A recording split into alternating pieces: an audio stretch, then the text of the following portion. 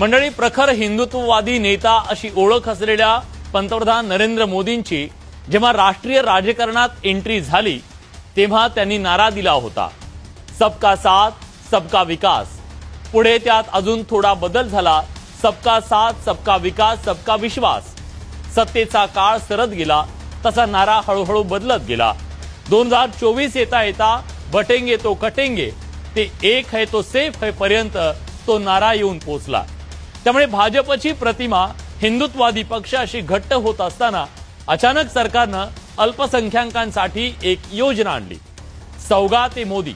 त्यानुसार रमजान, ईद, बैसाखी आणि ईस्टरच्या पार्श्वभूमीवर अल्पसंख्याक समाजातील गरिबांना भेटवस्तू दिल्या जाणार आहेत। देशातील 32,000 कार्यकर्ते 32,000 मशिदींच्या बाहेर 32 लाख लोकांना ही मदत देणार आहेत। त्यामुळे देशभर एका चर्चेला उधाण आलंय, भाजपचं हे हृदयपूर्व परिवर्तन आहे की राजकारण आहे।